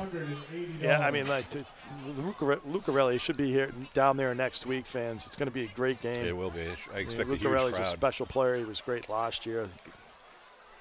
Hopefully get the weather we've been having on these last couple of Friday nights. Noel has a few. It looks like a first down. It is a first down. Did the Middleborough coach request that? Must have. All right, 10:07 left to go here in the third quarter. First and 10 at the 42. I could see maybe if it was a turnover on downs, but Yeah. it was third down. Riley comes in from the sidelines. Jack is the third of the three Riley brothers to be the quarterback here. Eddie Riley, Michael Riley, and now Jack Riley. By far the best. We know that they're listening down at Clemson University now, where Michael and Eddie Riley both go. Well, Jack will tell you that, too. Handoff left side. That's Tate Erickson. Gets it up just over the 40. Bring up second down for Abington. Abington content with taking time off the clock, moving it downfield. And again, if they can punch in a touchdown and get it up over 35-point lead, then the clock will continue to roll, meaning it won't stop during, while waiting for kickoffs. It only stops during timeouts or injuries. And that whole clock rolling thing is really to prevent injuries also, to just kind of let the game move forward if there is a obvious winner early on in the game or any sort of dominating play. Well, it keeps Abington's streak, though, too, 40-point games. I mean, they've just had, I think the only game that they were kept under 30 was the Hingham game. Every other game they've been in the 40s. Second down. Green Wave going to be a handoff. Nice. Left They're side. running there. Pfeiffer, Yeah. Nice job. Bouncing in, bouncing back out again. Nice job. Nice reading the blocks. Taking what they give you. Nice job by Daniel Pfeiffer. To your point, Kevin, Abington and Green Wave are averaging 38.5 points a game. And they've given up an average of 27, but that's somewhat skewed by the Duxbury 52 points in the triple overtime game. Saw that replay for Dan Pfeiffer, number 22. Nice job of running there. Good blocking up front. Makes it a makeable 3rd and 2 here for the Green Wave as the clock continues to tick. Dan is the brother of number 51, Matt Pfeiffer, and also both of them are the sons of Scott. Coach Scott Pfeiffer. 3rd and 2. Give up the middle, quick hitter. That's Vashon. Gets the first down. And it'll move the stakes for the Green Wave as they get down here to the 8:01 mark of the third quarter. Nice job out there. Tito Soto. Acevedo is out there as well for the Green Wave, number 21. Quick on his feet. I just wanted to say his last name, though. I like saying that. You're getting better at it. I think you've got it down now. I do have it down. Here's the replay. See the quick hitter up the middle for Sean. He's already 5 yards downfield before anyone really gets a handle on him. 1st and 10 at the 28-yard line. 7:30 and rolling here in the third quarter. It's been all Green Wave all night. Out wide to the near side is number 6, Kyle Duggan. In the backfield is Acevedo and I believe Pfeiffer. Acevedo's going to get it going on the right side. Cuts in. Acevedo picks up a good chunk of yards. Yeah, picks up a nice 5-6 yards there. Of course, he had a touchdown against Apponequet a few weeks ago. A little flotilla of substitutions here, but one guy that stays in is number 53, Andrew Van Luling. I want to give a shout out to Andrew. He's our senior captain, right? Yeah, he's a senior captain, but he's also our school committee student representative, which is, pretty impressive. You can see there's Andrew right there. Look at the graphics team. Student And the graphics team, but when I say that, I mean Matt Lyons. He's doing it all right now. Second down, and what do we got, 6? Second and about 6 here. Riley give over the right side, handoff. That was to number 10, Jack Lehman. And nothing doing there. I think that might have been a loss there, about a yard maybe for the Green Wave. Well, get back to the line of scrimmage. Lehman's a freshman who's already been getting some pretty good quality play time up there at the varsity level. Especially some defense. He's been on the defensive side of the ball. Yep. Number 10 for the Green Wave. Fans, once again, booster 50, 3rd and 6 now at the 23. Number 257. Drive started at the 48-yard line of Abington after the attempted onside kick. $280 for the winner. Green ticket 257. All right, here come the Green Wave now. The ball on the 23-yard line. To the press box and see Mr. Tachi for your win. 2 men in the backfield behind Jack Riley. They give to Acevedo, dive right up the middle. Going to pick up 2 or 3. Will be short of the first. Picked up a couple there. Makes it about a 4th and 3 here for the Green Wave. And they gave him about 2. It looks like 4th and a long 3 here. Ball marked at the 21-yard line. Wholesale changes here for the Green Wave. So them bringing in Nick Vachon, number 9, and here comes Pfeiffer, number 22. 2 good running backs for the Green Wave. They got to get it inside the 18-yard line for the first. Now Acevedo's going to take a breather, number 21. And we do have Vachon to the right of Riley. No, Riley's going to go in the center. They got Vachon and Pfeiffer in the backfield.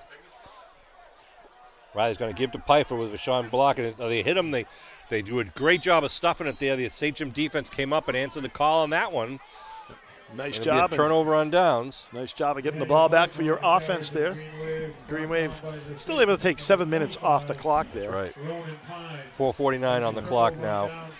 And Abington, Middleborough will take the ball at the 22-yard line.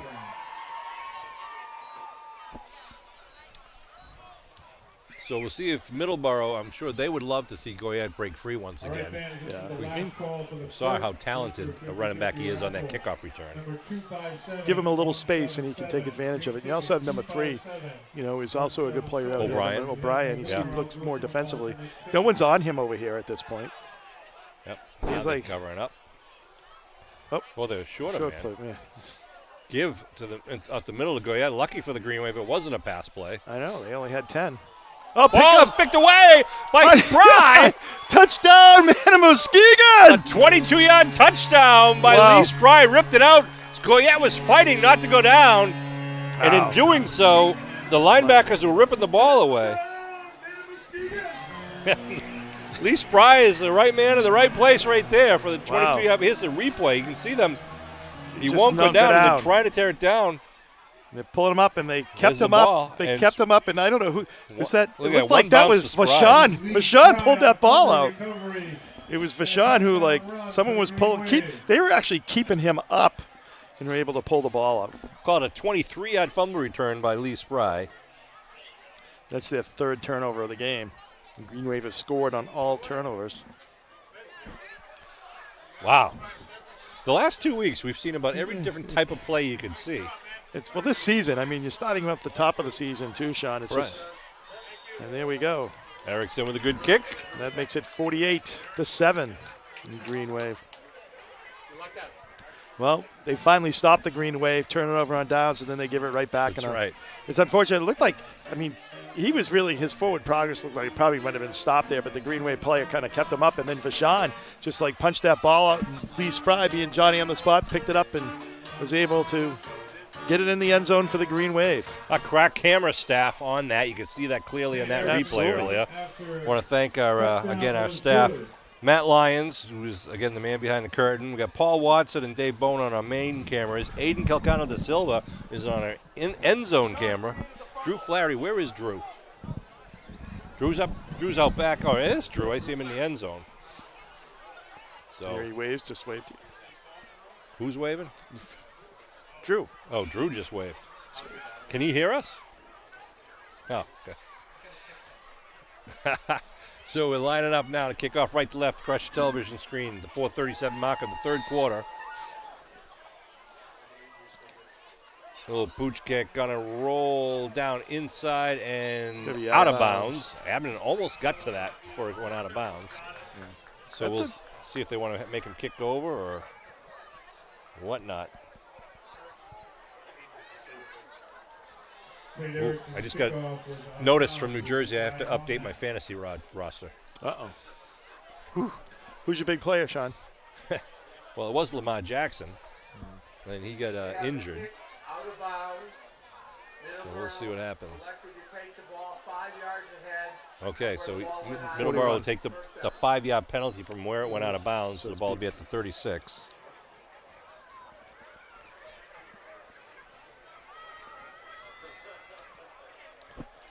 And they need a 64-yard play here, 4:37 on the clock, to try to get it to double digits, 48-7. They need 6 of them. Yeah. 3 wideouts to the near side, 1 to the far side. Ward calling his cadence. Rolling right, looking to throw. Got a man in the flat. Now he's going to be tackled and sacked. Big Pease. That was Riley Pease, number 84 for the Green Wave, getting in there. Nice job by Pease, kind of creating pressure at the same time, kind of maintaining his discipline as far as not creating a running lane for the quarterback. Yeah, Ward uncomfortable back there because he's got so much pressure. He's kind of trying to look downfield but also trying to avoid the rush at the same time, which is no easy task. 2nd down and 12 now at the 34. The Musterfield's own Larry Keogh is the official clock operator tonight, as he normally is here at the Abington's Memorial Field.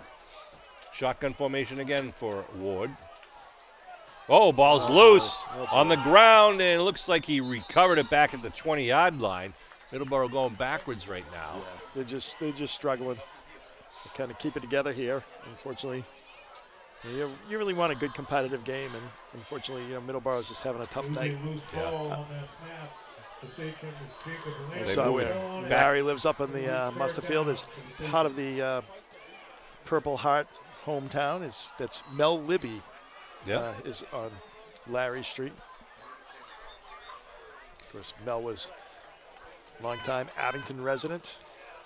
Ball's on the 21. They got to get it up to the 36. I thought he lived at Martin's, Sean. I didn't realize that he actually ever left Martin's. No, he's checking into the depot. You might see him there. No, I meant. Oh, Mel. Mel, yeah. Okay. Shotgun. Ward's going to keep it himself, fix it to go. Yeah, Ward up the middle is going to get some of the yardage back. And it'll bring up 4th down and long. 4th down, about 20. So it started on the 36, they're back at the 28. You got to get all the way to the 46, so they got about 18. Daniel Piper brings up 4th down to the safety. 2.5 minutes in, rolling here in the 3rd quarter of a 48-7 Abington Green Wave game. The score was 41-7 at the half. The only scoring for the Sachems was that electric kickoff return. 2 wideouts to each side now for Ward. Needs a good 20-yard pass play here. Now they load up on the right side, looking to throw. Puts it downfield. It's got a man open, wide open at the midfield, and just threw it a little bit high over the outstretched hands of Jacob Nichols, number 4. Wow. There'll be a turnover and downs deep in the territory. It was a nice route there, too, and unfortunately, it looked like a good ball, but just a little overthrown there. Just Nichols could not pull it down. So it's a turnover on downs for the Green Wave. 2:07 remaining here in the 3rd quarter. Green Wave 48-7. Just a great night here for the Green Wave. Do we reverse it? Is it you have to be up by 42 in the 3rd quarter and 35 in the 4th? That's what it must be, because it's we're only in the 3rd quarter though. Yeah, we were saying earlier, I believe, that if we were up by 35 in the 3rd quarter, we would roll, and 42 in the 4th quarter. It's the opposite. It's 42 in the 3rd, 35. Okay, I get you. So with 2:07 to go, and with a 41-point differential, the clock is stopping until we can get at least 42 points up. Ball marked at the 28. looking for running room and just white shirts everywhere, not letting your man Acevedo get anywhere. Tito Soto Acevedo. Tito Soto Acevedo on the carry for the Green Wave. It's trick-or-treat season. It looked like Tito got the trick there. Got a Ghosts and Goblins coming at him there in the orange helmets. Are you ready for Halloween? I'm ready. It's a Friday night this year. I'm ready. My wife is into it, Sean, if you know what I mean. Yeah, I've loaded up myself. I already got my Amazon deliveries. Yeah. I just have to get a costume there, go score some candy there. Cammy and Izzy just checked in, number 37 for Abington. I see Jaden Bird over there, number 61. Second down. Give up the middle. A little quick dive play. There's a scrum at the 30-yard line. Pick up about 3 on the play. Christian Kerbel's checking in, number 81. For Abington, it was just under the minute mark to go and rolling here in the third quarter. So when we get to the fourth quarter, Kevin, we'll let the clock roll because we'll be up by more than 35. Okay, that's what it is. 42 and 35. I stand corrected. Izzy, the defensive captain right now. Oh, sorry, the offensive captain. Six is dug in out here on the. He's the quarterback right now. I missed that. Pfeiffer right side breaks the tackle. Pfeiffer still on his feet, chugging and look at him turning and burning. Wow, great job there. Wow. Oh, and a flag thrown at the end. I'm not sure who the flag is on those. Good downfield blocking. I know. I don't think he did anything egregious there. No. We saw who the flag is on, but I do not agree with the call. It wasn't a cheap hit or anything, or even a late hit. But we are going to march the Green Wave back. They had the first down.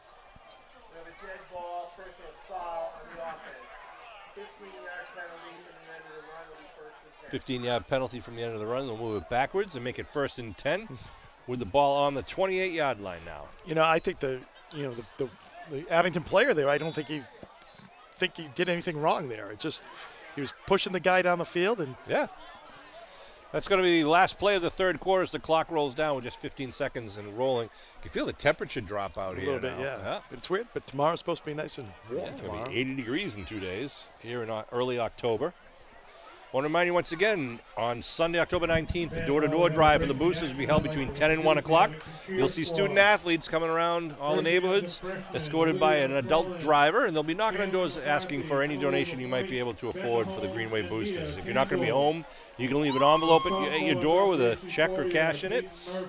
Or if you're not home, the student-athletes will drop off an envelope where you can mail in your donation. Also, the junior class auction is Thursday, December 4th from 6 o'clock to 9 o'clock. Circle that date. Great time to go in there and get some real good deals for very good prices. That is the junior class auction, Thursday, December 4th at Abington High School. McKenna Perry, Willie Mullen, Michaela Gunning, and Marissa Ercolano. All right, this will be the first play of the fourth quarter. 12 minutes on the clock. And Yanizzi is in at quarterback, the freshman quarterback, Cam Yanizzi. Breaks the huddle. And see what the Green Wave do here. One wide out to the near side. 2 men in the backfield behind Yanizzi.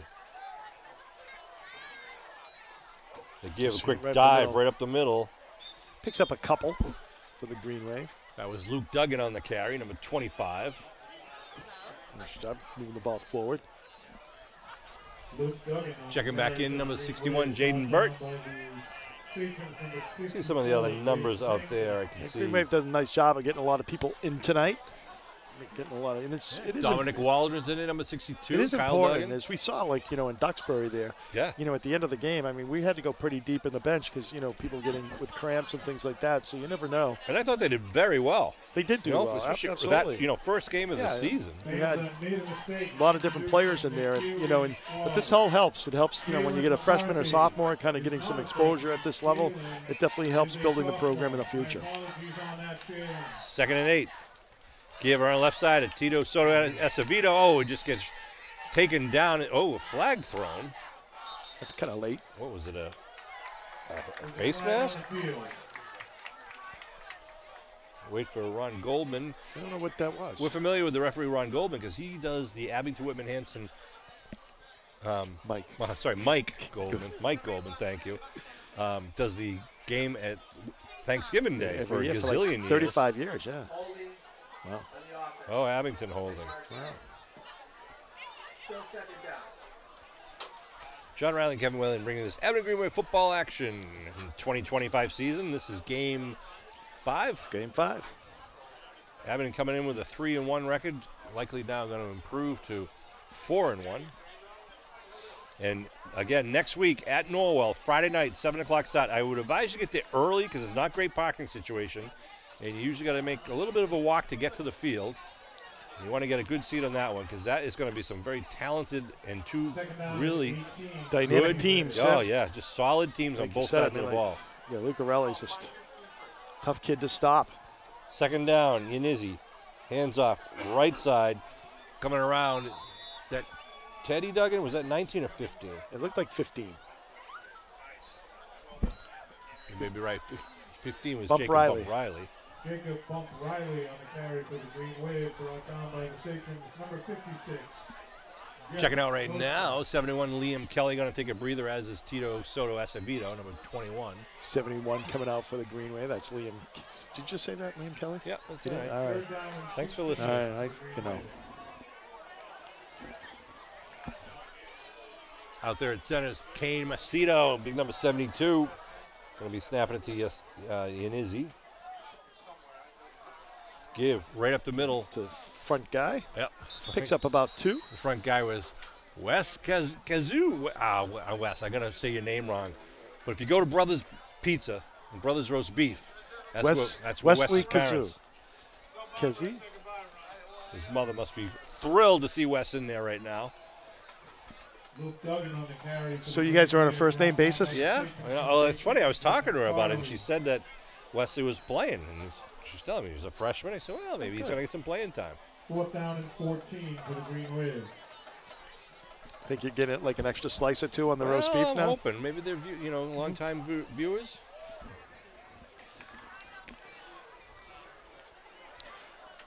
All right. 4th and about 16 here for the Green Wave. They got to get it inside the 18 to keep this possession going. They just give left side, trying to get it around the corner. Oh, he's spin. Nice job. Nice spin move there by the Green Wave player, picking up another good 7 or 8 yards. And it's going to be turnover on downs here to Middleborough. At about the 28-yard line. 28-yard line. I don't know who was that. Who carried that ball? Nice carry.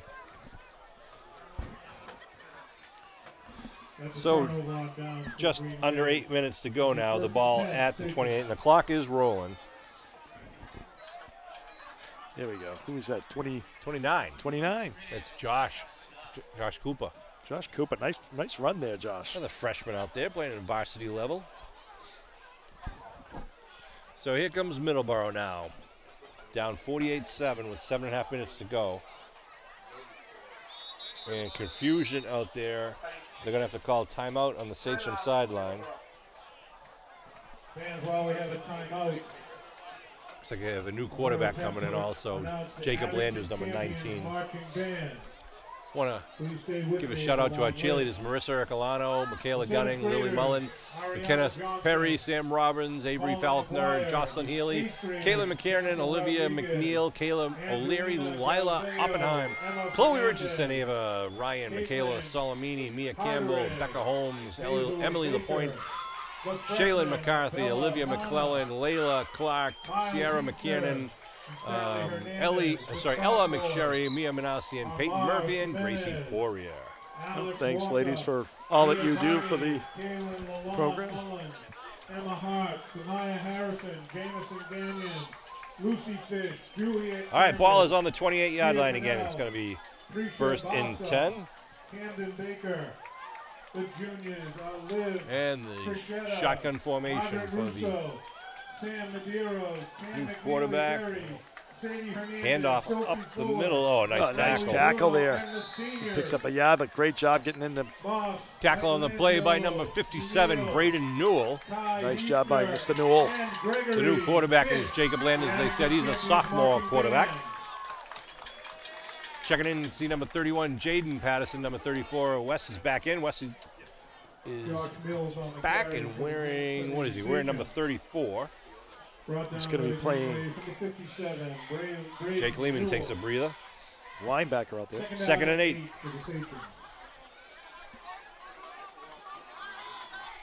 Landers, we got a lot of motion. They got to all stop before they can go. And now Landers in the shotgun. Give up the middle. Hit the line of scrimmage. Now moves forward. Still on his feet, though. Gets a first down, I believe, at the 39-yard line. As we come into 5 minutes to go in the ball game. Kevin Abington has to be happy with the way that they executed in the first half. It was, they had some kind of bad penalties last week and against Dennis Yarmouth. This week they cleaned it up a lot. I'll tell you, when they do play a clean game like that, they're pretty tough to play against. And Green Wave tonight just took advantage of the mistakes, the couple of turnovers early from Middleborough, but they also had some great drives at the beginning of the game, Sean, that were just perfect execution. Yeah. Handoff over to the left side, finds a hole, gets it up towards midfield, and it's buried in a flag thrown. Might be a face mask. I want to say that the defense, the Green Wave defense was outstanding in the first half. But the first 3 drives there was a total of 11 yards of total offense by Middleborough. Yeah, Middleborough was not doing much. It is a face mask on the tackle. Moving 15 yards down to about the 35-yard line. And the clock rolling at the 4-minute mark here. Here's the replay. See if we can catch it. Yeah, a little bit there. I would say that's... Won't give out the name of that number, but he knows who he is. Sometimes it's just inadvertent and, you don't intend to do it. Sometimes it's obviously intentional. Those can be, you can get thrown out of the game for those.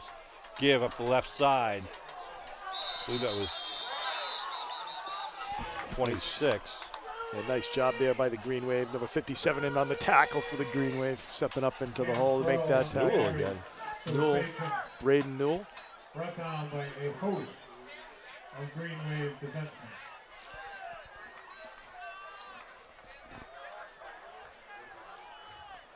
Well, it's obviously Middleborough's had a couple of tough weeks, and they've got the remaining of their league scheduled to play too. So hopefully they can bounce back here and make the playoffs. That would be, I think, a good goal for them. But they would not be in our division. 2nd and 9. I thought they were in Division 6 this year. No, they're Division 4. Are they? Yeah. I'll check that. Long count. Give up the middle. Some good blocking up the middle there. Good running by number 20 for the Sachems. I think there was almost an inadvertent whistle there because everybody stopped and then they kept on going. The player got hit. Dominic Waldron checking in, number 62, Julian Wall. Wes is back in the game. 2.5 minutes ago, I just had someone ask, we mentioned the Muster Field earlier, Kevin, and they want to know, they said, what's the Muster Field in Abington? Yeah, the Muster Field is a geographic location in the northeast corner of Abington, behind the depot, on the other side of the tracks. Off of Spruce Street. It was where the Civil War troops used to muster. Big flat open field at one point, and that was the Muster Field before they got on the trains into Boston to fight in the Civil War. And it's, for a long time, it was the large contingent, a Polish community kind of after the war. Especially on Wales Street. Wales, yeah. Hamilton and all. Oh, we're just going through Abington history now with a minute 45 exactly. to go. Hey, that's what happens when it's 48-7. We become do something different. So make sure you're down there in Norwell next week. It's going to be a huge game, 7 o'clock Friday night. Let's hope for good weather. Get there early, sports fans. There's going to be a lot of people going, a lot of cars, and a little bit of a walk to get to the stands. So be there for that game. It's going to be. You've been working out for us, Sean? Yeah, I'm ready. I'm ready. 4th down. Need 2 yards to continue the drive. And he's going to pop it out and kick it back in. And he's going to get the first down inside to the 15, maybe the 14-yard line. And we're coming down just under a minute to go in the ball game. So players of the game, Sean, tonight. I mean, I think, Jack Riley had his best game of the year, Sean. Yeah. He was really on point. I think he probably only had one incompletion, maybe two. But Yeah, I think he had. I had him unofficially, very unofficially, 5 for 8 for 175 yards in the first half alone. Wow. And clock is rolling now with 45 seconds to go. But, I mean, Patterson with a great diving catch. Right. Solomini was on fire. Lee Spry is just like everywhere. Had some big runs. He had the fumble return, I should say. Well, the thing that I liked tonight that I saw was, the execution of the down and outs, and there's a couple of those to Maxwell and I think to Salamini as well. So that's an important play that the Green Wave needs to execute as we get deeper into the season. So that's the end of the ball game here. 18 seconds to go. Nice job by the Green Wave. Looking forward to next week. I mean, that's going to be probably the game of the year for the regular season, without question. It will be, Kev. And then we have a bye week, and then we're going to be playing East Bridgewater and Rockland on Thursday nights. So make sure you check the schedules. Who's the big tackle there to end the ball game? Big number 57, Braden Newell, making that tackle. Getting his name in the books there for the stats. So we got, again, at Norwell next Friday night on the 10th of October. Then we have a bye week on the 17th. Then we'll be playing on Thursday night, the 23rd, and Thursday night, the 30th. And then we go into playoffs after that. So I want to thank again our crew tonight for all the work they do to bring you these games home and going live. We will be bringing all of the remaining games live stream, God willing. And want to thank Matt Lyons and his crew, Kevin Tachi, all the guys above us down in the end zone. I want to thank you, Kevin. You just make it fun. Well, thanks, Sean. I appreciate all that you do as well. So great night for the Green Wave. Looking forward to next Friday. All right, so once again, for the final time, the final score here at Memorial Field, the 4-1 Abington Green Wave, the score 48, the Sachems 7. We will see you next week at Norwell.